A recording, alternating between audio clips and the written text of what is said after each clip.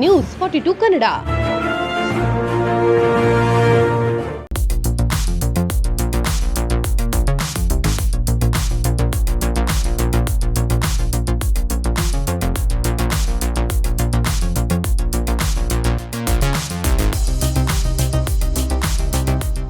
ಈ ಖಾತಾ ಅಭಿಯಾನದ 12ನೇ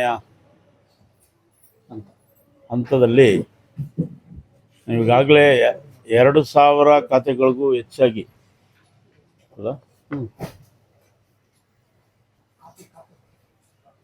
ನಾವು ಇಶ್ಯೂ ಮಾಡಿದ್ದೇವೆ. ಈ ಖಾತೆಗಳನ್ನು ಈ ಒಂದು ವಾರದಿಂದ ಒಂದು ಸರ್ವರ್ ಸ್ವಲ್ಪ ಪ್ರಾಬ್ಲಮ್ ಆಗಿ ಈಗ ಕಮಿಷನರ್ ಅವ್ರ ಲಾಗಿನ್ನಲ್ಲಿ ಇನ್ನೂ ಒಂದು 200-300 ಇದ್ದಾವೆ. ಇನ್ನೊಂದು 2-3 ದಿನದಲ್ಲಿ ಇನ್ನೊಂದು 300-400 ಖಾತೆಗಳನ್ನು ಇಶ್ಯೂ ಮಾಡ್ತೀವಿ. ಹಾಗಾಗಿ ನಾವು ಕಳೆದ ಸಾರಿ ಹೇಳಿದಂತೆ ಇನ್ನು ಮುಂದಕ್ಕೆ ಸರ್ಕಾರ ಒಂದು ಸುತ್ತೋಲೆ ಹೊರಡಿಸಿದೆ. ಆನ್ಲೈನ್ನಲ್ಲಿ ಅರ್ಜಿಗಳು ಹಾಕಬೇಕಾಗಿರ್ತಕ್ಕಂಥದ್ದು, ಅದಕ್ಕೆ ನಾವು ಸಹಾಯಕವಾಗಿರ್ತೀವಿ. ಮತ್ತು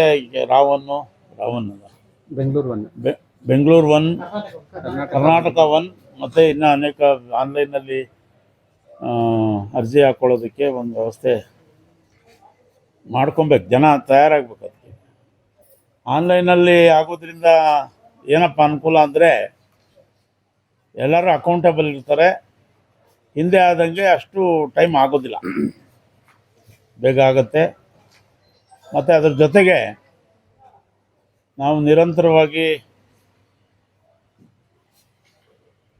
ಈ ಖಾತಾ ಮಾಲೀಕರಿಗೆ, ಸ್ವತ್ತಿನ ಮಾಲೀಕರಿಗೆ ಜಾಸ್ತಿ ತಡ ಮಾಡದೆ ಆದಷ್ಟು ಬೇಗ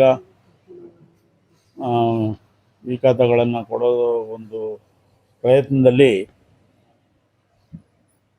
ನಮಗೆ ಸ್ಯಾಟಿಸ್ಫ್ಯಾಕ್ಷನ್ ಇಲ್ಲದೆ ಹೋದರೂ ಕೂಡ ನಾವು ಸಾಕಷ್ಟು ಬೇಗ ವಿಲೇವಾರಿ ಮಾಡಿದ್ದೇವೆ. ನಮ್ಮ ಪ್ರಕಾರ ನಾವು 10-12 ದಿನ 15 ದಿನ ಅಂತ ಅಂದ್ಕೊಂಡ್ರೂ ಅನೇಕ ತಾಂತ್ರಿಕ ಕಾರಣಗಳಿಂದ ಸಾಧ್ಯ ಆಗಿಲ್ಲ. ಈಗ ಜನಹಿತ ಒಂದಷ್ಟು ದಿನ ಸಾಫ್ಟ್ವೇರ್ ಪ್ರಾಬ್ಲಮ್ ಆಗಿತ್ತು. ಮತ್ತು ಈಗ ಸರ್ವರ್ ಏನಾದರೂ ಹೆಚ್ಚು ಕಮ್ಮಿ ಆದರೆ 1 ದಿನ 3 ದಿನ 4 ದಿನ 5 ದಿನ ಪ್ರಾಬ್ಲಮ್ ಆಗಿಬಿಡುತ್ತೆ, ಅದು ರಾಜ್ಯದಾದ್ಯಂತ. ಹಾಗಾಗಿ ಕೆಲವು ನಾವು ಅಂದ್ಕೊಂಡಿದ್ದಕ್ಕಿಂತ ಒಂದು ಸ್ವಲ್ಪ ವ್ಯತ್ಯಾಸ ಆಗಿದ್ದರೂ ಕ್ಷಮೆಯನ್ನು ಕೋರ್ತಾ,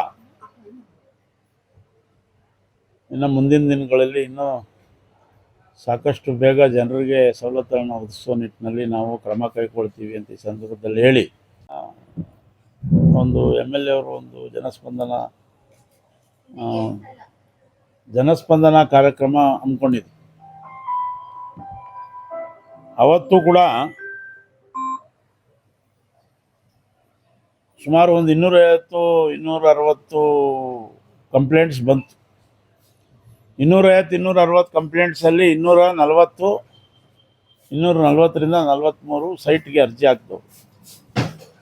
ಇನ್ನು 13-14 ಸಣ್ಣ ಪುಟ್ಟ ಪ್ರಾಬ್ಲಮ್ಸ್ ಹೇಳಿದ್ದಾರೆ,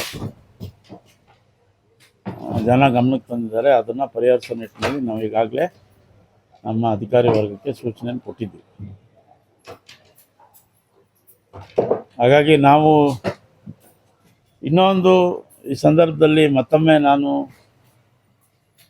ಜನರಿಗೆ ಕ್ಷಮೆನೇ ಕೋರಬೇಕು. ಯಾಕಂದರೆ ನಾವೇನು ಸ್ಟಾರ್ಟಿಂಗ್ನಲ್ಲಿ ಒಂದು 3-4 ತಿಂಗಳಲ್ಲಿ ಸ್ವಚ್ಛವಾಗಿಟ್ಟವೋ ಅದು ಈಗ ಆಲ್ಟರ್ನೇಟಿವ್ ಡೇನಲ್ಲಿ ಎತ್ತಾ ಇದ್ದಾರೆ. ನಾವು ಈಗ ಚಾಮುಂಡೇಶ್ವರಿ ಕರ್ಗ ಅದು ಮುಗಿಯೋದಾದ್ಮೇಲೂ ಕೂಡ ಈಗ ನಿನ್ನೆ ನಾವು ಒಂದು ಅಧಿಕಾರಿಗಳ ಸಭೆ ಕರೆದು